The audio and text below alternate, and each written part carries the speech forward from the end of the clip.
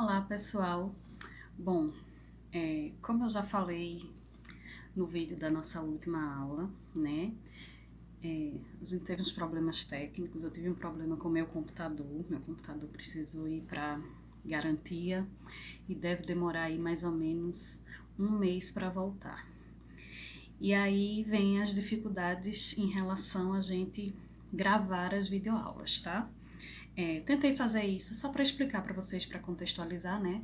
Tentei usar os computadores do IEF, mas os computadores que a gente tem no laboratório, eles além de não terem câmera, né?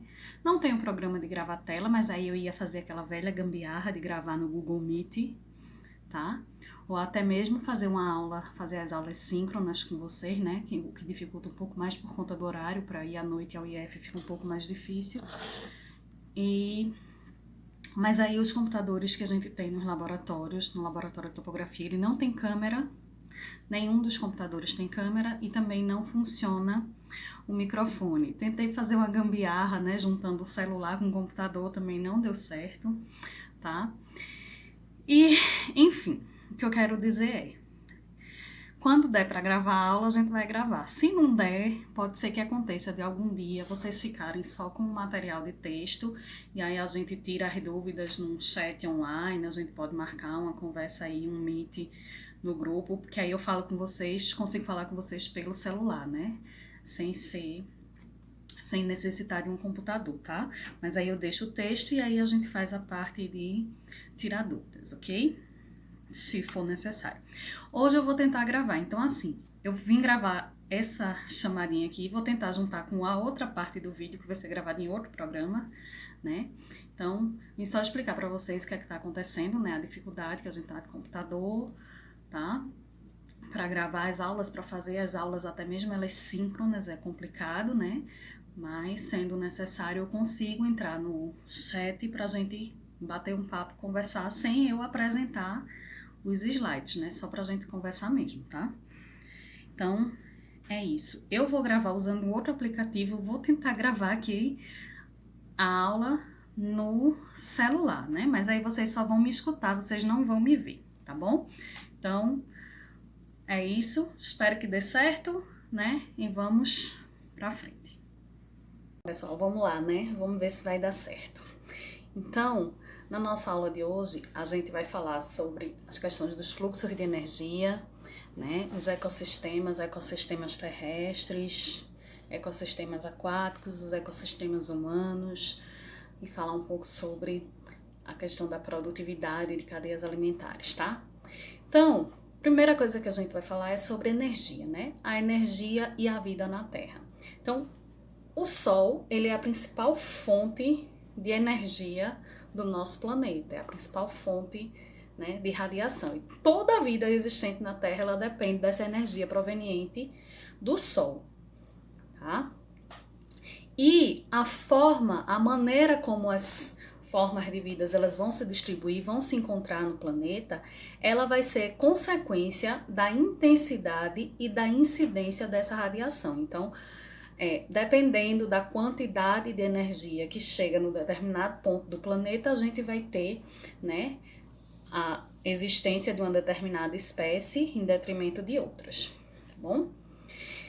E aí a gente sabe, né, que a variação da incidência de energia da luz do Sol, ela é o principal fator que gera as diferenças climáticas nas diversas regiões do mundo. Então a gente tem, na região equatorial, que bate sol, digamos assim, né, que recebe radiação o ano inteiro, né, de maneira mais ou menos uniforme, enquanto a gente tem nas regiões polares, né, que essa incidência ela é bem menor, inclusive em algumas épocas do ano é uma incidência tão baixa, né, que a gente tem aí os invernos prolongados, né, nos polos, as noites que duram 20 horas, ou então, ao contrário, né, no período de verão, a gente tem aí os dias que duram 20 horas, né, que nunca escurece. Isso é em decorrência da incidência dessa radiação solar, tá? E aí a gente tem que a radiação é a fonte de energia para a realização das atividades básicas dos seres vivos.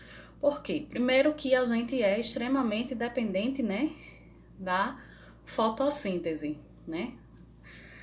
Os professores tá doido e a gente realiza a fotossíntese? Não.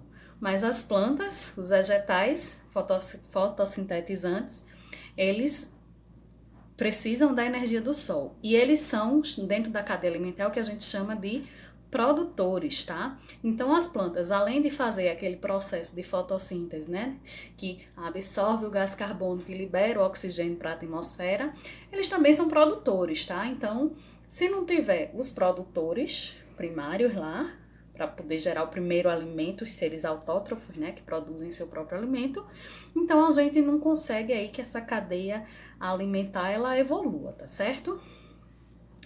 E aí, o que é cadeia alimentar que a gente está falando, né? A cadeia alimentar, ela é definida como o caminho que a energia, ela segue. Essa energia, essa radiação, ela segue no ecossistema, tá certo? Então, ela vem desde os vegetais fotossintetizantes, que são os produtores, tá? Até os organismos que vão se alimentar deles e os que vão se alimentar desses outros organismos e assim, consecutivamente, até chegar aos decompositores. E aí a gente tem a cadeia de pastejo, né? Que é quando a base dessa cadeia é as plantas, os seres autótrofos, né? Que são consumidas por herbívoros. Os herbívoros comem essas plantas e depois os carnívoros comem esses herbívoros. Então a gente tem aí o produtor, que são as plantas, o consumidor primário, né? Que são os herbívoros, e um consumidor secundário, que são os carnívoros, tá? E a gente pode ter também uma cadeia de detritos, que a base é justamente a matéria orgânica não viva que vem aí da decomposição, né, desses vegetais e de animais e dos seus excrementos. E aí essa matéria orgânica não viva ela é processada por esses micro-organismos decompositores, que vão liberar, né, essa matéria na forma de nutrientes para as plantas. E aí quando a gente falar dos ciclos biogeoquímicos, a gente vai falar dos principais nutrientes, né, nitrogênio, fósforo, tá? E também pode ser liberado na forma de detritos, que aí tem os organismos detritívoros, né? Como, por exemplo, a gente vai ter aí, acho que na figurinha tem, mas a galinha, um detritívoro, né? Tem alguns animais que eles se alimentam desses detritos e vão ser consumidos aí por carnívoros, que aí são os consumidores secundários aí nessa cadeia, tá? Então, aqui uma figurinha ilustrando aí, né, uma cadeia de pastejo e uma cadeia de detritos, né? Então, a gente tem, né, embaixo, aqui do lado esquerdo, o produtor, né, que são as plantas, aí vem o consumidor primário, que é o boi, que se alimenta dessas plantas, e o consumidor secundário, que é o homem, que é um carnívoro que se alimenta. Então, da mesma forma, a gente tem, né, na cadeia de detritos, a gente tem a matéria orgânica não viva, né, ali restos de animais e vegetais, que aí vão ser decompostos aí pelos fungos e bactérias e também pelas minhocas, por exemplo, né, e aí a galinha como sendo aí um consumidor, tá, desse intermediário da minhoca, né, e a gente tá falando aí de cadeia. Quando a gente fala de a cadeia, ela é uma sequência linear, tá? Como tá mostrado aí na figura. Mas quando a gente fala de teia, são várias cadeias se cruzando, né? Existe aí, não existe essa linearidade. E aí, por exemplo, aqui na cadeia de pastejo, o homem, ele vai se alimentar da galinha, que tá lá na outra cadeia, na cadeia de detritos. Então, quando você junta essas cadeias, você forma aí uma teia alimentar, tá? A teia, ela é mais complexa do que a cadeia alimentar, digamos assim. Então, só pra gente não pensar, cadeia e teia é a mesma coisa, não é a mesma coisa, tá? E aí, dentro de uma cadeia alimentar, a gente tem os níveis tróficos. Os níveis tróficos é a posição, né, que um determinado indivíduo, ele se encontra nessa cadeia alimentar, tá? Ou na teia. Então, na base da cadeia alimentar, na base da teia alimentar, a gente tem o primeiro nível trófico, que ele é ocupado por produtores, se for uma cadeia de pastejo, e por matéria orgânica, se for uma cadeia de detritos. Já o segundo nível trófico são os consumidores primários, que na cadeia de pastejo são os herbívoros, e na cadeia de detritos são os detritívoros. O terceiro quarto, quinto, né, em diante, são ocupados por carnívoros, que são os consumidores secundários, terciários, quaternários. E a gente vai ver que cada nível trófico desse, a energia disponível, ela é menor, tá certo? Vai ficando, a quantidade de energia que vai ficando disponível, ela vai diminuindo à medida que aumentam os níveis tróficos. Por isso que a quantidade de níveis tróficos, tá? Então, por isso que assim, as cadeias alimentares, elas acabam não tendo muitos níveis tróficos, elas vão aí até o quinto nível, no máximo, né? Já chega no seu consumidor final, digamos assim, e no decompositor, que é a última parte da cadeia alimentar, tá?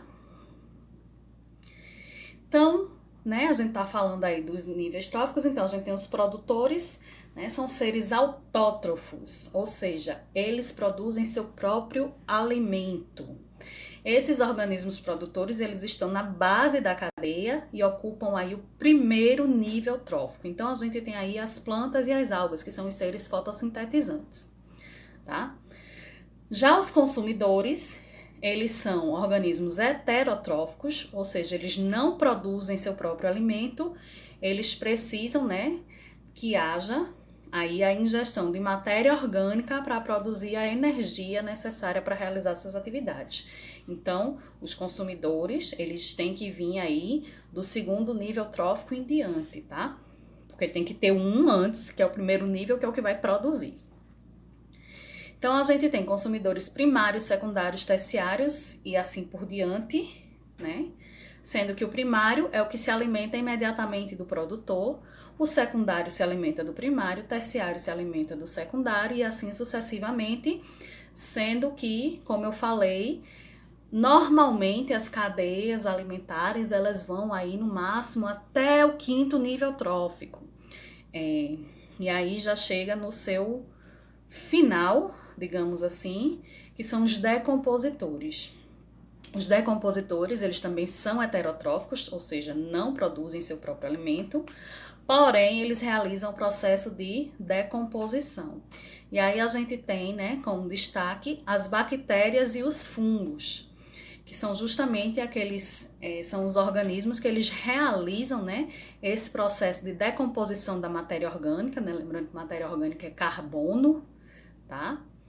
E aí, nos processos de decomposição, é quando acontece aí a liberação dos nutrientes que estão presentes nos restos dos seres vivos e que vão ser devolvidos ao meio ambiente, né? Então, a partir da decomposição, se devolve carbono, nitrogênio, fósforo ao meio ambiente, tá?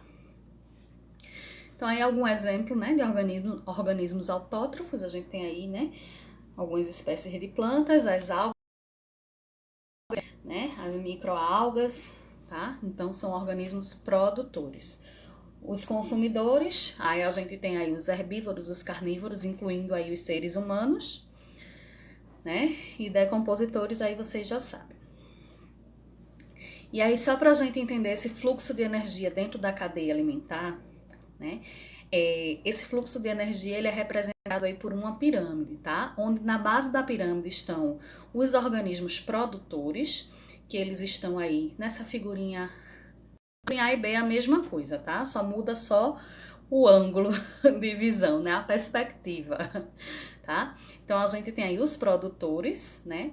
Os consumidores primários e os consumidores secundários. E o que é que acontece? Essa energia, ela vai sendo absorvida e vai se transformando ao longo da cadeia e vai se tornando cada vez menos aproveitável. A disponibilidade de energia diminui. Então, ó, só para a gente ter uma ideia aí, no nível dos produtores, nesse exemplo aí, né, que está na figurinha B, ele tem aí uma disponibilidade de energia de 14.900 quilocalorias. Quando passa para o próximo nível de consumidor primário, isso reduz aí para 1.190 quilocalorias, e quando passa para o nível dos consumidores secundários, para 8,3 quilocalorias. De um nível trófico para outro, a energia aproveitável ela é em torno de 10% apenas, tá? E aí, eu esqueci de botar uma figurinha, mas eu queria ter colocado aí uma figurinha. onde a gente tem, né? Isso quer dizer o quê? Que digamos aqui que os produtores são as plantas. Digamos que tenham aí 10 mil pés de capim. Eles vão conseguir alimentar 10 mil gafanhotos? 10 mil grilos? Não. No nível trófico seguinte, só fica 10%. Então, 10 mil pezinhos de capim, eles só vão conseguir alimentar 1000 gafanhotos, digamos, 1000 grilos, 1000 insetos que comem capim. Esses 1000 insetos que comem capim, quando passa para o próximo nível, que é dos consumidores secundários, quem é, não sei, gente, me ajudem aí, quem é que come grilo, gafanhoto, sei lá, sapo? Tem 1000 grilos, vai alimentar 1000 sapos? Não, só vai alimentar só, né, 100 sapos. E no próximo nível vai diminuindo a quantidade, certo? Então, essa energia disponível, ela fica cada vez menor à medida que você aumenta os níveis tróficos. Por isso, ó, que a gente tem aí, nesse exemplo, né, produtor, consumidor primário, consumidor secundário. Esse consumidor secundário aí só sobrou 8 calorias aí para ele, 8 quilocalorias. Então, não tem nem como ter um consumidor terciário que não vai ter energia suficiente disponível, né? Então, provavelmente esse consumidor secundário aí, ele já é o final da cadeia, depois dele só o decompositor, tá? E uma curiosidade, né, que eu li, o porco, ele é um dos animais que mais conserva a energia, né? Enquanto a maioria dos consumidores, eles, né, só disponibilizam para o nível trófico seguinte 10% da energia, o porco disponibiliza 20%. Então vamos criar porcos. E aí, falando um pouco de ecossistemas, né? A gente tem os ecossistemas aquáticos e os ecossistemas terrestres. Cada um tem as suas, né, características em termos de produtores, de níveis tróficos, de cadeias alimentares e de produtividade. A produtividade está justamente associada a isso aqui, né? A essa figurinha aí, o quanto cada nível trófico produz, tá? Então, quando a gente fala de ecossistemas aquáticos, a gente tem os ecossistemas de água doce e os ecossistemas de água salgada, né? Na água doce, o que é que caracteriza? É que a concentração de sais dissolvidos é de até 0,5 gramas por litro, enquanto que na água salgada é da ordem aí de 0,35 gramas por litro, tá? E aí, né, nos ecossistemas aquáticos, a gente tem, como os organismos, a gente tem o plâncton, né, que são organismos que eles não têm estruturas de locomoção e são carregados pela correnteza da água, então eles ficam lá, digamos assim, boiando pela água, né? E dentro do plâncton eles estão subdivididos em fitoplâncton e zooplâncton. Então, fitoplâncton tem características de produtores, né? São seres fotossintetizantes, são as algas microscópicas, tá? São os produtores das cadeias alimentares aquáticas, enquanto que o zooplâncton, zoo vem de animais, né?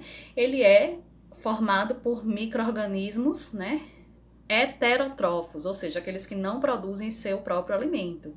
Então a gente tem aí microcrustáceos, protozoários e algumas larvas e etc, tá? E aí a gente tem também os bentos e os néctons, né? Os néctons correspondem aos organismos que podem se locomover. Então, é o que a gente vê, né? São aqueles que nadam livremente, são os peixes, tartarugas, focas, golfinhos, baleias e outros aí que fazem parte dos ecossistemas aquáticos. Já os bentos, eles são organismos que eles ficam fixos, tá? Eles vivem na parte no fundo do mar, né? E o fitobento está representado aí, são as algas macroscópicas, ou seja, a gente tem lá no fitoplâncton as algas microscópicas e nos bentos a gente tem as algas macroscópicas, elas são grandes, então elas ficam fixas no substrato rochoso, né? Numa determinada profundidade e elas estão aderidas no fundo da água, tá? Então, uma coisa que é importante destacar é a questão da luz para a fotossíntese dessas algas, que é um fator limitante a depender da profundidade aí em que essas algas elas estão localizadas, em que elas estão aderidas, tá? Então, a gente tinha visto na aula anterior, né, a temperatura como um dos fatores limitantes mais importantes, né? E aí a gente tem também a incidência de luz, né? A temperatura e a incidência de luz, que ambos, né, a fonte tanto da temperatura como da incidência de luz, elas vêm justamente, né, da radiação da energia solar, tá? E aí dentro dos ecossistemas aquáticos, né, a gente vai dividir em águas doces e águas salgadas. Nas águas doces a gente vai dividir aí ambientes lênticos e ambientes lóticos. O ambiente lêntico, o nome já está dizendo, lêntico vem de lento, né? São aqueles de águas paradas, como por exemplo lagos e pântanos. Já os ambientes lóticos, eles têm movimento, eles têm velocidade e têm correnteza. E aí, como ambientes lóticos, a gente tem os rios, as nascentes e as corredeiras. É importante a gente saber disso, né? Por quê?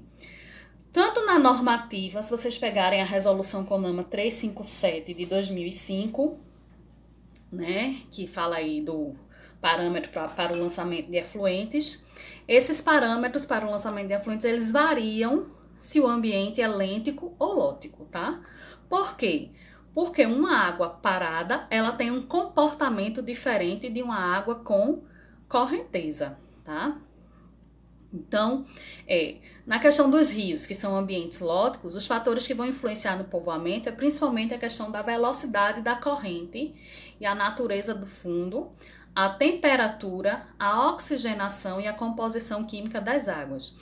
Essa oxigenação, ela é modificada, inclusive, pela própria velocidade da corrente. Quanto mais turbulento for esse rio, maior vai ser o processo de oxigenação, tá?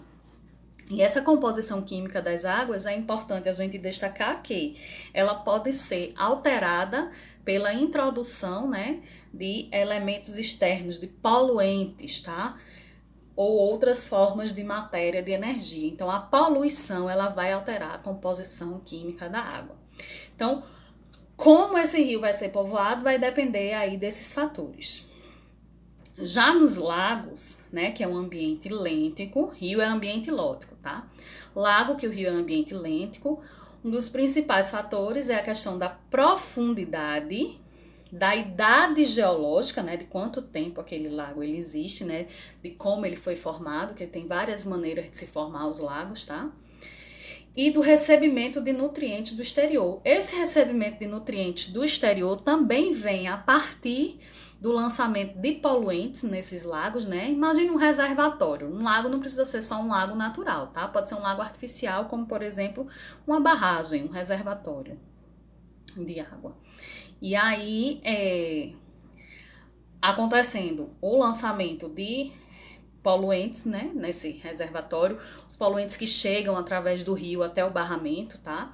Ou até mesmo os poluentes provenientes do escoamento superficial de áreas agrícolas ou mesmo de áreas urbanas, tá certo?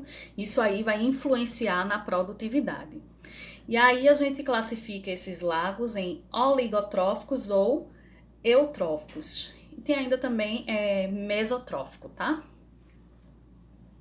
E aí oligotróficos são aqueles ambientes que eles apresentam a baixa profundidade, baixa produtividade, né? Eles são profundos, são lagos profundos e eles são geologicamente jovens, então eles têm ainda uma diversidade, né, baixa, digamos assim, tem uma baixa densidade de plâncton e um grande consumo de oxigênio. Por quê? Por ele ser jovem, pense aí, pessoal mais jovem, os meninos novinhos, né? São cheios de energia, né? Super dispostos, né? E como que são, né? Então, um lago jovem, ele também tem uma demanda, né, de oxigênio muito alta. E acaba que ele apresenta um processo de decomposição lenta. Então, assim, o processo de autodepuração, né, nos ambientes oligotróficos, ele é lento, tá?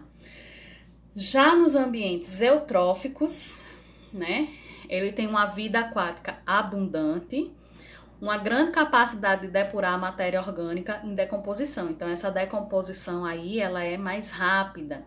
Os requisitos de oxigênio são menores, já ele já está mais consolidado. Só para a gente falar, a gente chama os ambientes de água doce de ambiente límnico e os ambientes de água salgada de talássico, tá? Por isso que eu coloquei aí do ladinho de água doce. E outra coisa que é importante, outra característica dos ambientes de água doce que é importante é a estratificação térmica, né? Essa estratificação térmica é o quê? A temperatura nas diversas camadas desse lago, tá certo? Então, na camada superior, aquela que está em contato direto com a atmosfera e que recebe, né, maior quantidade de energia de radiação, tá? É chamada de epilímnio. A água é mais quente e rica em oxigênio. Justamente ela é rica em oxigênio por conta dessa troca, né, de gases com a superfície atmosférica, tá? O termoclino é a camada intermediária, ela tem uma rápida variação na temperatura e no oxigênio em função do aumento da profundidade. E o hipolímnio é a camada inferior dos lagos. Então, é lá onde a água é mais fria, mais paradinha, digamos assim, e pobre em oxigênio. Quanto mais fundo for esse lago, né, mais a camada do hipolímnio ela vai ter mais influência, mais relevância, porque a gente sabe que quanto maior a profundidade, nas áreas mais profundas a energia ela não chega, então a água permanece fria. E além disso, a questão da fotossíntese, né? Se não tem luz, os organismos fotossintetizantes que estão lá no fundo, né, desse lago, eles não recebem luz solar, então eles não realizam fotossíntese. E aí essa camada ela é uma camada pobre em oxigênio, tá? E essa estratificação térmica ela também vai definir os tipos de organismos que a gente encontra em cada uma dessas camadas, certo? Já nos ecossistemas de água salgada, e a gente tem aí os oceanos, né? A água salgada, como eu falei para vocês, talasco. Os oceanos, como eles representam aí 3/4 da superfície da Terra, né? A massa de água é muito grande, então eles têm uma grande influência nas características climáticas e atmosféricas da Terra. Então, né, as frentes frias, úmidas, tudo aí tem interferência, tá? Da questão das águas oceânicas. Assim como nos lagos, né, a gente tem as camadas superficiais com uma grande variação térmica, né? Ela, de dia ela tá mais fria, passa o dia inteiro absorvendo a energia, né, a radiação, e aí à noite a água tá mais quente, né? Então, ela tem uma variação térmica nas camadas superficiais, mas à medida que aumenta a profundidade, essa variação ela deixa de existir, a temperatura passa a ser constante, tá? E em relação à questão da iluminação, a gente pode classificar em zona eufótica, que é aquela que está localizada até 200 metros de profundidade, onde a luz ainda penetra e ainda ocorre a fotossíntese. E a zona afótica são aquelas profundidades maiores que 200 metros, aí já não há fotossíntese, são organismos diferentes, né, com adaptações, alguns não têm nem olhos, né, não tem olhos assim porque eles não enxergam, porque é muito escuro. Tem uma zona disfótica também, que é de baixa luminosidade, que fica entre essas duas zonas, tá certo? E aí a gente tem um destaque aí dentro dos oceanos, a plataforma continental. A plataforma continental, ela é essa que tá aqui, que é o nosso litoral, né? O litoral próximo ao continente, por isso que recebe esse nome de plataforma continental. E ela tem um valor econômico grande, né? Porque é onde tá as principais regiões pesqueiras, é na plataforma continental. Tem uma elevada produtividade e uma grande quantidade de biomassa vegetal, até mesmo por conta da profundidade, né? Que a plataforma continental ela vai aí até 200 metros de profundidade no máximo. Então, tem fotossíntese, tem algas, tem biomassa, tem tudo isso. Quando vai ficando mais profundo, que aí a gente já sai da plataforma continental, aí reduz os processos de fotossíntese e também, consequentemente, a quantidade de biomassa e a produtividade. Outro ecossistema extremamente importante são os estuários. Os estuários eles estão localizados, né, na desembocadura, né, aí de algum rio, ele se mistura, né, é uma mistura de água doce com a água do mar. Tá? Então ele é água salgada, mas nem tanto, né? Ele recebe água do mar, mas ele recebe também mistura com água doce. Então, ela é uma zona de transição, tá? Ela é considerada uma zona de transição com suas características próprias e ela é extremamente importante, né, para a preservação das espécies, da diversidade biológica. Por quê? Devido às condições favoráveis de alimentos, várias espécies, né, elas fazem dos estuários local de reprodução, né? Algumas espécies elas vivem nos estuários durante uma determinada fase da vida, só depois é que elas mudam para o ambiente de mar aberto, tá certo? Então, por exemplo, os tubarões, as fêmeas, elas vêm ter seus filhotes nos estuários, tá certo? Então, é um ecossistema extremamente importante aí para a preservação. E aí, falando da distribuição dos ecossistemas terrestres agora.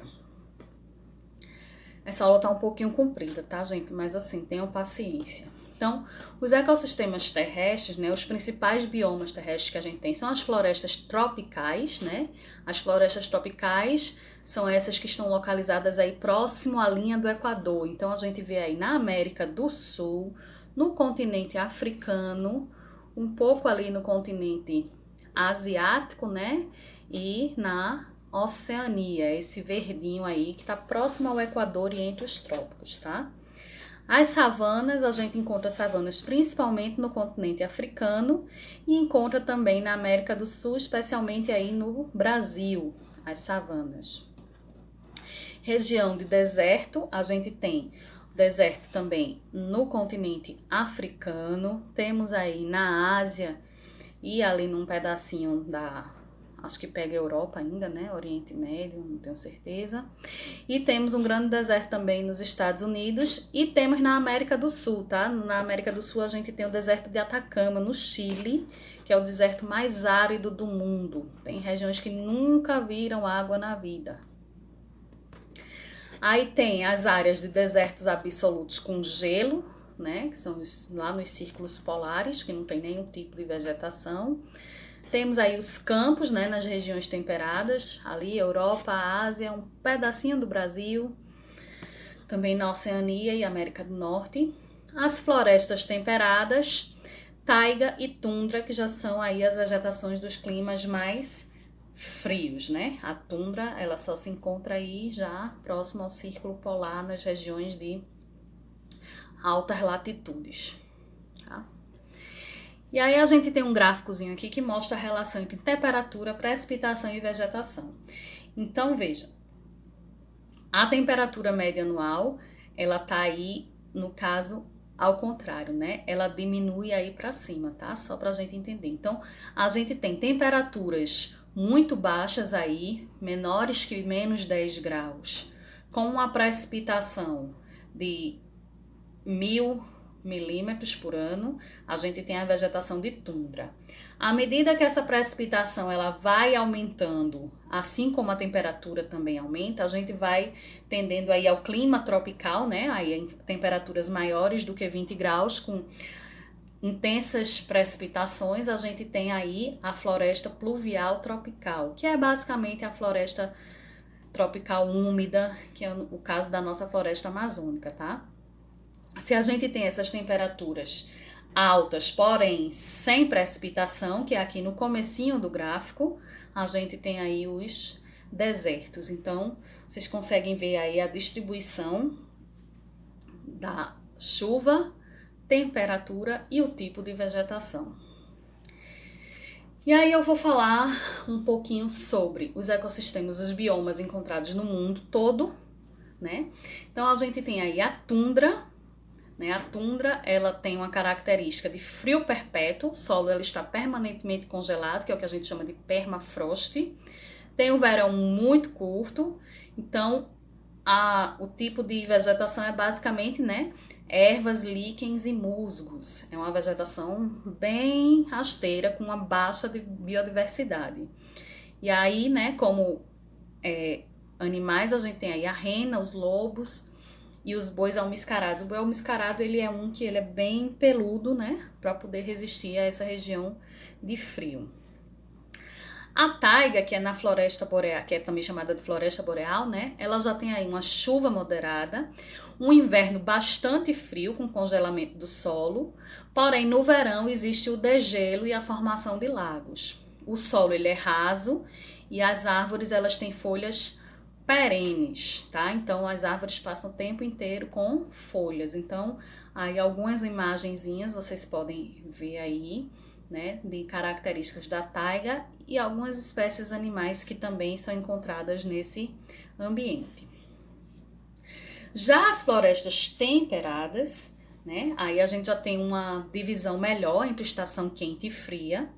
As árvores são caducifólias, né, vem de caduco, ou seja, as folhas caem no final, que nem já dizia Sandy Júnior, né?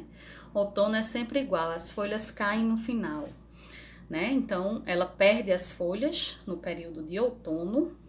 Tem um solo fértil justamente por conta dessa biomassa de perda de folhas que vai entrar em decomposição e acaba aí criando uma camada de humus para fertilizar o solo. E tem uma biodiversidade moderada. Vocês podem observar, né, que o próprio porte da vegetação já é um porte maior. Já as florestas tropicais, essa daí, se a gente não conhece, mas pelo menos a gente tem mais intimidade, né? É o caso da floresta amazônica, que é uma floresta tropical úmida. Então é muita chuva, muita umidade, pouca variação, né, nas estações climáticas, porque elas estão localizadas aí na linha do Equador, próximo à linha do Equador, então não tem muita diferenciação entre as estações de primavera, verão, outono e inverno. Basicamente, né, a gente só tem verão e inverno, com um verão bastante quente. Então a gente tem aí como característica, né, árvores perenes, né, com cipós, epífitas. E uma curiosidade, o solo ele é pobre, tá certo? Por conta que, professora, mas não tem matéria orgânica, né, tudo mais? Sim, mas veja, além da questão, tem a questão das águas que lavam as terras, tá? Então, ele acaba sendo um solo relativamente pobre. Então, ele é de pobre a moderadamente fértil. Tem uma biodiversidade bastante alta e uma produtividade também alta, com a ciclagem da matéria também rápida. Então, a gente tem aí como exemplo, né, a floresta amazônica, como já falei, no Congo e no sudeste da Ásia, que são climas quentes e úmidos com estações chuvosas e longas, né?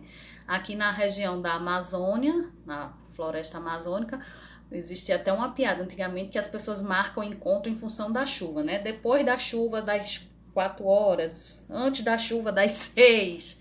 Então, é um clima bastante chuvoso. E no caso aqui do Brasil, né, a floresta amazônica, a umidade da floresta amazônica, a questão da biomassa, das chuvas ali da região, interfere no clima do país inteiro, né? As frentes frias, quentes, úmidas, tem bastante interferência da região amazônica, tá? E uma coisa que é interessante é que grandes mamíferos são raros, né? Nesse bioma, no bioma da floresta tropical, não há a presença de grandes mamíferos.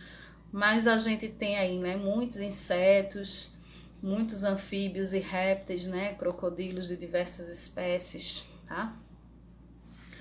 Os campos, né, que campos é uma vegetação rasteira, basicamente gramínea, e ela vai variar de nome, né? Aqui no Brasil a gente tem campos no Pampa, do Rio Grande do Sul, que é essa imagem aí do meio, né, que é basicamente gramínea, e temos o cerrado, que o cerrado ele já tem uma vegetaçãozinha um pouco mais desenvolvida, mas quando a gente falar só dos biomas brasileiros, eu vou falar mais sobre esses dois. Na Rússia ela recebe o nome de estepe, nos Estados Unidos de pradaria e na África de savana.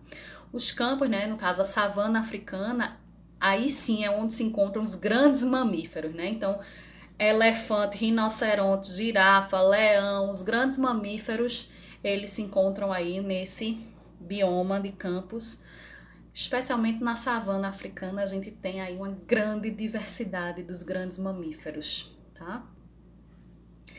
E o deserto, né? A gente tem deserto na África, na Ásia, na Austrália, na América do Norte e na América do Sul, né? Como eu falei, o deserto do Atacama no Chile é o deserto mais árido do mundo, tá? Característica, né? Chuvas escassas, e o fator ambiental que é limitante nessa região é justamente a escassez de água. O solo, ele é considerado pobre, tá? E pode atingir aí, tem uma das características desse bioma do deserto é justamente essa amplitude térmica, né? As variações de temperatura. Então a gente tem dias muito quentes e noites muito frias. E são considerados pobres ou moderados na sua biodiversidade. Então a gente tem aí nas regiões desérticas basicamente assim muitos, né, insetos, muitos répteis, tá?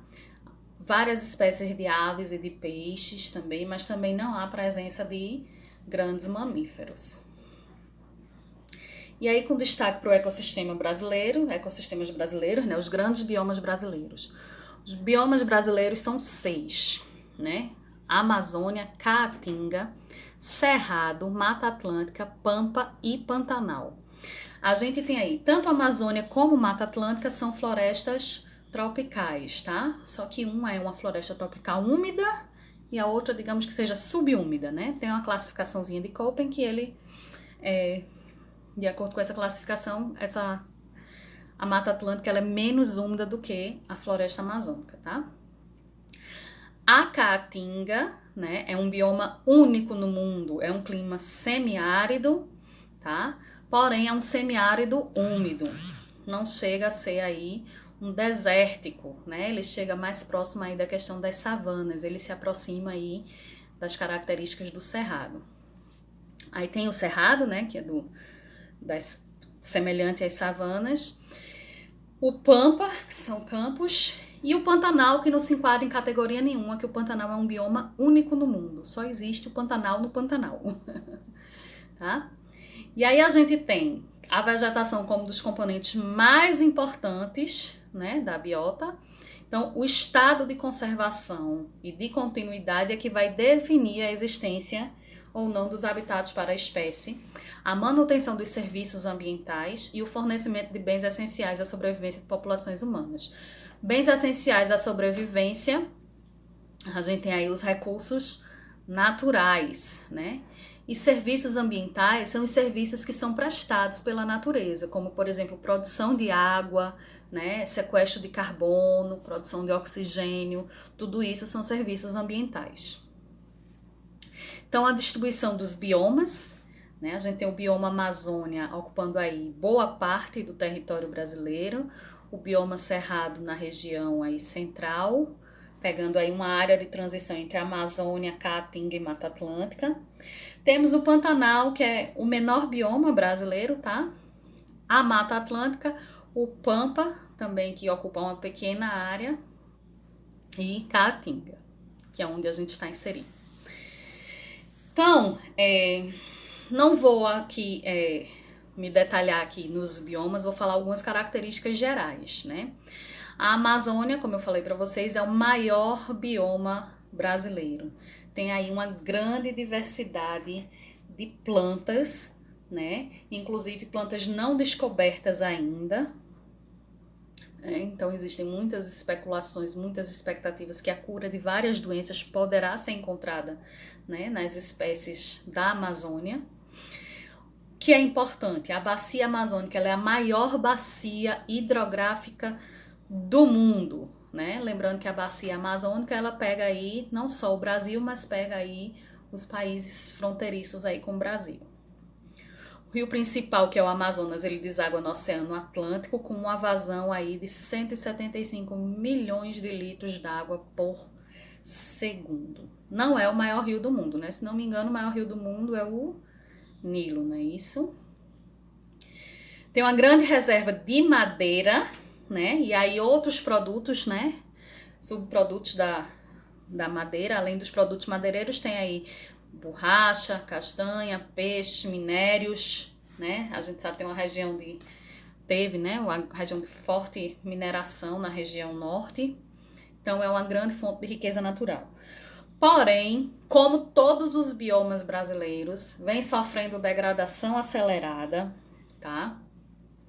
No caso da Amazônia, assim como no Cerrado, no Pantanal e nos Pampas, a pressão é principalmente pela abertura de áreas agrícolas e pastagens, né? E no caso da Amazônia ainda tem a exploração indiscriminada dos recursos madeireiros, são encontradas muitas madeiras de lei, então existe um tráfico, né, de madeiras e também de espécies animais muito grande na região amazônica por conta do patrimônio genético que ela representa. Todo mundo quer tirar alguma coisa da Amazônia, tá? Então aí uma imagem, né, um rio cortando aí essa floresta lindíssima, uma característica, né, que é bastante úmido, né, a região da Amazônia. E aí a gente fala um pouco da Caatinga. A Caatinga, ela está ocupando aí uma área, né, de mais de 800 mil quilômetros quadrados, equivale aí a 11% do território nacional. Pega aí os estados do Nordeste, além de Minas Gerais, né? E por muito tempo foi considerado um bioma pobre em biodiversidade e não seria prioritário de conservação. Inclusive, na Constituição Federal está lá excluído como um bioma a ser conservado, né? Não é necessário conservar a Caatinga. Porém, a gente sabe que tem uma grande diversidade de mamíferos, de aves, répteis, anfíbios, peixes, e tem as nossas abelhas, né, gente, que são extremamente importantes e valiosas, tá?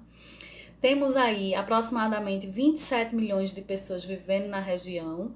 É uma região que existe uma carência muito grande, principalmente por conta do problema da escassez de água, né? Porém, com um imenso potencial para a conservação de serviços ambientais. O que falta são basicamente políticas públicas, né? E aí a gente tem aí diversas atividades econômicas, né, dentro da Caatinga, e é um bioma extremamente também degradado, principalmente por conta da exploração madeireira, né, retirada de madeira para lenha, né? O principal problema da Caatinga hoje, em termos de exploração dos recursos naturais, é a retirada das madeiras nobres da Caatinga para fazer lenha, tá? Para ser aí combustível para os diversos setores aí econômicos. E aí a Caatinga, né, só pra gente falar, tem a característica, primeiro, né, muitos cactos, né, essa vegetação xerófita, ela não tem folhas, é formada por espinhos, que na verdade são aciculifoliadas, né, as folhas em forma de agulhas, tá? Então, não tem folhas, são espinhos. Os cactos, eles têm a capacidade de armazenar água, né, no seu corpo, né? E eles têm raízes profundas. E a gente tem aí essas vegetações em forma de garrancho, né? Essas outras arbustivas, arbóreas em forma de garrancho, que tem como característica perder as folhas no período de estiagem, né? Para poder conservar a planta. E esse garrancho ele se forma basicamente por conta da busca por água. A planta ela vai se entronchando, digamos assim, buscando água. É diferente do que acontece no cerrado, que eu vou mostrar já já para vocês. O cerrado, ele aí ocupa aí mais de 2 milhões, né, de quilômetros quadrados, quase 22% do território nacional, ali na porção central do Brasil, extremamente importante politicamente e economicamente. Então, abrange aí os estados da região centro-oeste, além de alguns estados da região norte, sudeste e também do nordeste, né? Pegando aí Bahia, Maranhão e Piauí, tá? Cerrado extremamente importante. As nascentes das maiores bacias hidrográficas da América do Sul estão localizadas no Cerrado, que é a bacia hidrográfica, bacia amazônica, né, do rio Amazonas, Tocantins, a bacia do Rio São Francisco, que é a bacia mais importante que tem para a região Nordeste, né, que é que a gente fala que o Rio São Francisco é o rio da integração nacional, e a bacia do Rio da Prata, né? Então, o Cerrado tem um grande potencial aquífero e favorece aí a biodiversidade. Então, o problema do Cerrado não é falta de água, tá certo? E o Cerrado, ele é considerado um dos hotspots. Esse título de hotspot, ele é dado pela União Internacional para a Conservação da Natureza, IUCN, que diz aí quais são as áreas prioritárias de proteção no mundo. Então, o Cerrado brasileiro, né, ele é considerado um hotspot por conta da abundância de espécies endêmicas. Espécies endêmicas são aquelas que só ocorrem naquele local, tá certo? E aí, vem sofrendo pressões, degradação ambiental. Só para destacar, ele é a savana mais rica do mundo. Então, comparada aí com a savana africana, né, as outras, ele é a savana mais rica do mundo e vem sofrendo grande degradação, grande pressão, principalmente, né, a mesma coisa da Amazônia.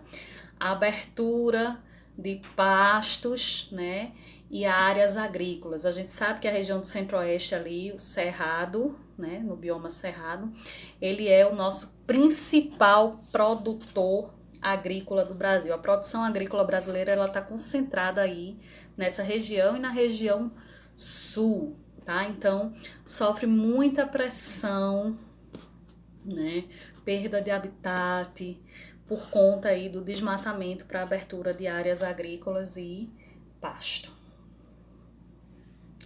E aí, ó, uma imagenzinha do Cerrado que a gente pode olhar também lembra um pouco aí a caatinga, né? Se vocês observarem essa árvore que tá aparecendo, eu coloquei ela de propósito, né? Porque ela tem esses galhos retorcidos, também formam garranchos. Só que a diferença, né, é que no Cerrado o problema não é falta de água. O problema é a questão dos nutrientes do solo. Então, as árvores, elas também vão se entronchando, a vegetação, né? Ela vai se entronchando, vai fazendo esses caminhos, porque procurando esses nutrientes no solo, tá? Mata Atlântica, né? Mata Atlântica, a gente não vai nem falar muito, porque a Mata Atlântica também é uma floresta tropical, né? Ela vai aí do Rio Grande do Norte ao Rio Grande do Sul na sua área original e ela é a área mais degradada que a gente tem no Brasil, né? Porque justamente por se encontrar no litoral e a ocupação brasileira pelos colonizadores se deu pelo litoral e foi, né, justamente desmatando aí essa área, extraindo os recursos naturais dessa área como o pau-brasil, que foi o principal produto de exportação brasileiro aí durante a época, né, da colonização, e logo depois a questão das monoculturas, né? Então, desmatamento para a implementação das monoculturas da cana-de-açúcar principalmente, tá? Porém, a gente sabe hoje ela está reduzida aí a menos de 15% do seu tamanho original, então ela tem aí vários tipos, né? Ela é bem heterogênea, ela tem a floresta ombrófila densa, mista, mata de araucárias, floresta semidecidual, floresta decidual, além dos ecossistemas associados, que são os manguezais, vegetação de restinga, que é aquela também próximo, né, ao oceano. Tem aí os campos de altitude, os brejos interioranos. A gente tem aqui no meio da Caatinga, por exemplo, a gente tem um brejo de altitude, né? A gente tem um clima diferenciado ali em Triunfo, que é um clima mais úmido, que ele tem uma vegetação semelhante a uma vegetação de Mata Atlântica. Então, né, ela ocupava aí 17 estados brasileiros, e aí justamente, né, isso que eu estava falando, devido à ocupação. Aqui diz que resta cerca de 29% da cobertura original. Se não me engano é menos, são 15% só, tá? Mas aí vocês verificam aí esse dado. Extremamente rica em biodiversidade, tanto animal quanto vegetal. Solo extremamente fértil. O solo da Mata Atlântica ele é mais fértil do que o da região amazônica, tá? Tem várias espécies endêmicas e ameaçadas de extinção. Todos os biomas brasileiros, eles têm aí espécies ameaçadas de extinção. Eu acho que com destaque aí para o Cerrado, se não me engano, eu acho que é o que concentra o maior número de espécies ameaçadas. Tá? E aí uma imagem aí da Mata Atlântica, né, caracterizada por vegetações de grande porte, misturada aí com outras vegetações menores, né? A gente tem aí as pioneiras em destaque. Pampa, o Pampa Gaúcho, né? A gente, quando fala Pampa, a gente já fala Pampa Gaúcho, porque o Pampa ele está restrito ao Rio Grande do Sul, né? Ocupa aí 2% do território brasileiro, então é um bioma que ocupa aí um pedacinho bem pequeno do território, né? E é composto aí de serras, planícies, morros, tá? Principal questão do Pampa é o patrimônio cultural, né? Associado à biodiversidade. Então a cultura do gaúcho, tem um nomezinho que agora o nome não veio, mas depois eu vou procurar o nome. Então, é a questão cultural, né? Então, são campos, né? Campos abertos, tanto é que é uma área muito utilizada para pasto, tá? E serve, e tá também sendo bastante degradado justamente por conta da expansão das áreas agrícolas e dos pastos, tá? Estima-se aí, né, 3.000 espécies de planta, principalmente gramíneas, tá certo? Então, porque a vegetação característica dos pampas é justamente essa vegetaçãozinha de gramíneas, mais baixa, tá? Tem uma fauna expressiva e uma das coisas mais importantes em relação ao pampa é que ele abriga aí a maior parte do aquífero Guarani, que é um dos principais aquíferos brasileiros. É um aquífero subterrâneo, tá certo? O Guarani ele é um aquífero subterrâneo. Então aí uma imagem do Pampa, né? Por isso o Pampa é uma região muito propícia à criação de cavalo e de gado, tá? E o Pantanal, né? O Pantanal é uma das maiores extensões úmidas do planeta, ocupa aí menos de 2% do território brasileiro e é uma planície aluvial, ou seja, uma planície alagada, tá? A influência do Pantanal é dos rios aí da bacia do Alto Paraguai, né? O Alto Paraguai ele pega ali, começa no Rio da Prata e vai aí, pega toda a região do centro-oeste em direção à região sul, tá? É uma região que está ali numa zona de transição, recebendo a influência da Amazônia, do Cerrado e da Mata Atlântica, né? Tem uma série de espécies aí já catalogadas, tem 2 mamíferos endêmicos, né? Conhecidos até o momento. E, como eu disse, é um bioma único do mundo. Então, aí, uma imagem do Pantanal, que a gente tem acompanhado recentemente, né? Os incêndios que aconteceram no Pantanal. Mas, professora, se é uma planície aluvial, se é cheia de água, como é que tá pegando fogo? É cheia de água, porém, ela seca, né? E, por ser uma região extremamente rica em biomassa, em vegetação, né? Quando essa biomassa fica seca, ela pega fogo muito facilmente, tá certo? Inclusive, existem os processos de incêndio, fogo natural, né? Que algumas sementes elas só quebram, né, para poder germinar se elas forem submetidas ao fogo. Então, muitas vezes é uma forma da própria natureza ela fazer aí os seus processos, mas não é o que está acontecendo agora no Pantanal, que também é um bioma que está em grave, né, um rápido processo de degradação também pelos mesmos motivos aí que a Amazônia, Cerrado e que os Pampas. A abertura de áreas agrícolas e pastos, tá? Então, o pessoal tá botando fogo aqui para poder tirar a vegetação, para poder plantar capim para o gado comer e plantar trigo e soja para o gado comer também, porque vocês já devem saber, mas se não sabe vai ficar sabendo, a maior parte da nossa produção de grãos e cereais da produção brasileira, ela é para ração animal, ela não é para alimentar pessoas, ela é para ração animal, tá? E aí a última parte da aula de hoje, né? Tá demoradinha, né? Mas aí falando um pouco sobre ecossistemas humanos. Então, os ecossistemas humanos, né? Então, ele vai envolver aí fatores biofísicos e sociais, tá certo? E esse fluxo, né? A gente tem os recursos naturais, os recursos socioeconômicos e os recursos culturais. E o que regula esse fluxo é o sistema social. Então, como recursos naturais, a gente tem aí a energia, né, proveniente do sol, principalmente, terra, água, materiais, fauna, flora. Como recursos socioeconômicos, a gente tem a informação, a mão de obra, o capital.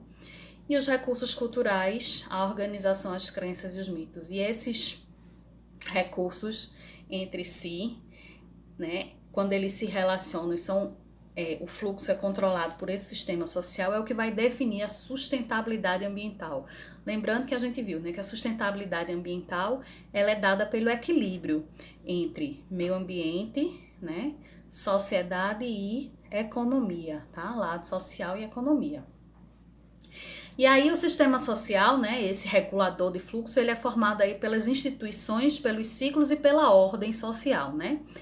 Essas instituições sociais, elas são soluções coletivas para os desafios e as necessidades sociais universais, enquanto que os ciclos sociais são os padrões que são usados para definir as atividades humanas, e a ordem social é o que estabelece, né, os padrões culturais, como as pessoas vão interagir entre si.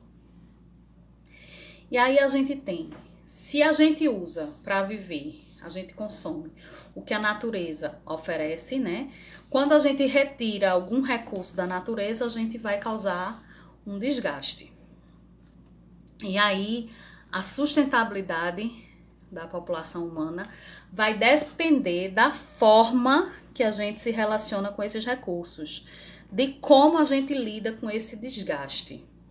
Então a gente tem aí, né, as opções: usar os recursos que a gente tem disponíveis de maneira racional, né? Conservar aquilo que ainda está em bom estado e restaurar, recuperar aquilo que está danificado. Então essas são as principais formas para a gente se relacionar, né, com o meio ambiente para garantir a sustentabilidade, né? Para garantir que a gente tenha recursos disponíveis aí no presente e no futuro. E aí, os próximos slides eles falam um pouco sobre a questão da ecologia humana, questão dos aspectos demográficos, né, que é o tamanho da população, a estrutura e a distribuição dessa população, a questão dos recursos, né, que afetam aí a qualidade e a quantidade, o que é que pode ser afetado em termos de qualidade e quantidade dos recursos? Se ele é renovável ou não renovável, se ele é abundante ou escasso. Lembrando que esses conceitos de abundante ou escasso, eles vão variar, né? Se a gente considera a Terra como um sistema global, por exemplo, a água ela é abundante, porém, em algumas regiões específicas ela é escassa. Outra coisa a ser considerada é se esses recursos eles são essenciais ou eles podem ser substituídos por outros. Mas aí entra no que é mais importante: capacidade de suporte do meio. Então, o que é a capacidade de suporte do meio? É o quanto o meio aguenta, é o quanto ele atura a gente, digamos assim, né? Então, é o limite máximo de indivíduos que um ambiente pode sustentar ao longo de um tempo. Então, ele mede aí a quantidade de recurso renovável no ambiente em função do número de organismos que esse recurso pode sustentar sem comprometer as gerações futuras. A gente falou de capacidade de suporte lá na nossa primeira aula, quando eu conceituei recursos naturais renováveis e não renováveis, que às vezes a gente tem um recurso natural renovável que acaba se tornando não renovável porque a capacidade de suporte dele, né, ele não consegue renovar na velocidade que a gente consome. Mas a culpa não é do recurso, a culpa é nossa, que está usando mais do que a capacidade de suporte, né? Então, esse coeficiente K, né, a gente vai ter aí o K biológico e o K social. Esse K biológico são as necessidades básicas, né? O que a gente precisa para a manutenção da espécie: água, produção de alimentos, tá? E o social está relacionado, né, ao nosso comportamento, às aspirações e ao estilo de vida. E aí a gente pode interferir, né, tanto alterando essa capacidade de suporte em questão biológica quanto na questão social. Então, por exemplo, a produção de alimentos, né? O meio, ele tem uma capacidade de suporte para a produção de alimentos. Porém, a gente pode alterar, pode incrementar essa produção de alimento através da inserção de tecnologia, né? A gente tem visto muito isso, as agriculturas, né, mecanizadas, elas conseguem produzir, ter uma produtividade maior sem precisar abrir novas áreas. Então, quanto mais tecnologia você emprega ali na agricultura, em termos de, inclusive de fertilização do solo, né, de defensivos agrícolas, tudo isso, né, que a gente sabe que tem seus prós e contras, isso tudo ele influencia na capacidade, né, de suporte aí biológico, né? Você, com tecnologia, você consegue alterar essa capacidade de suporte do meio, tá? Em relação, né, à capacidade de suporte nos aspectos sociais, que é o estilo de vida, aí realmente uma mudança de hábitos, é uma mudança de crenças, é uma mudança cultural, né? É a gente entender que como seres humanos e parte do meio ambiente, como a gente tem necessidades, né, que dependem do meio ambiente, a gente precisa preservá-lo. E aí a gente precisa modificar nossos hábitos, como, por exemplo, reduzir o consumo, né, gerar menos resíduos. Tudo isso são questões de hábitos, tá? E aí a gente tem que a sustentabilidade, ela vai ser alcançada quando as condições necessárias para uma população viver, né, dentro da capacidade de suporte do ambiente. Então, se a gente está vivendo ali dentro, preferencialmente abaixo, né, o meio tem uma capacidade de suporte, se a gente usa menos do que o meio pode oferecer, então a gente vai deixar uma sobrinha. É a mesma coisa que um salário. Se você ganha R$1.000 e você gasta 1.000, beleza, né, você ganha o que gasta. Se você ganha R$1.000 e gasta 1.200, você já vai ficar devendo para o próximo mês. Mesma coisa no meio ambiente. Se você tem uma capacidade de suporte X e você usa de X mais 1 dessa capacidade, você vai comprometer o atendimento da tua necessidade futura, né? No futuro vai faltar, porque tu tá gastando mais do que tu ganha, né? Então, no próximo mês, né, vai faltar 200, no outro mês já vai faltar 400, 600 e por aí vai, né? Sempre vai aumentar esse valor que vai faltar, tá? E a capacidade, né, usar na capacidade abaixo seria o ideal, né? Abaixo da capacidade de suporte. Então, imagine que você ganha R$1.000, mas você só gasta 800. Então, você ficou aí com 200 para o próximo mês. No próximo mês, você vai ter 1.000 de novo do seu salário, mas você só vai gastar 800. Então, você já tinha 200 guardado, vai ter mais 200. Você guardou 400. Então, no futuro, você vai ter mais recursos. Então, a mesma coisa aqui, né? A sustentabilidade, ela vai ser alcançada se você usa, né, abaixo ou pelo menos no limite da capacidade de suporte, tá? E aí a gente tem a questão da sustentabilidade econômica, social, ecológica, espacial e cultural, né? Quando a gente vai dizer que o uso do recurso é sustentado, é quando a capacidade de suporte é maior do que o consumo, ou seja, quando eu guardei uma partezinha do meu salário, tá? Então, alguns conceitos aí, mas é importante que a gente entenda que a sustentabilidade é quando eu gasto o que eu ganho, ou seja, eu posso usar o recurso à medida em que aquele recurso tem capacidade de se regenerar, de se recuperar. Se eu usar além da capacidade dele, lá na frente vai faltar, tá? Se eu usar abaixo da capacidade, ótimo, que vai ficar sobrando e vai sobrar mais lá na frente. Beleza, gente? Para concluir, né, falando aí também um pouquinho sobre essa questão dos ecossistemas humanos, a gente tem a pegada ecológica, tá? A pegada ecológica ela é uma forma de avaliar quanto a gente consome aí, né, em termos de dióxido de carbono, em termos de áreas agricultáveis, tá? Então, inclusive, existe um site que você pode calcular a sua pegada ecológica. Você, ao longo, você pode pôr lá a sua idade, seus hábitos de consumo, e ele vai dizer quanto é, né, hectares globais aí que você está consumindo aí do planeta, tá certo? Então, quem tiver curiosidade, pode entrar lá no site da pegada ecológica e fazer ver aí a sua pegada. Qual é o prejuízo que você está causando pro planeta? Ou se você está sendo sustentável, tá bom? Então, por hoje, era isso que a gente tinha para falar, né? Vou ver se vai dar certo. Eu tô gravando aqui no celular, né? Vocês não vão ver minha cara, só vão escutar eu falando. Espero que dê certo, porque aí a gente vai se virando assim do jeito que dá, tá bom? Até mais.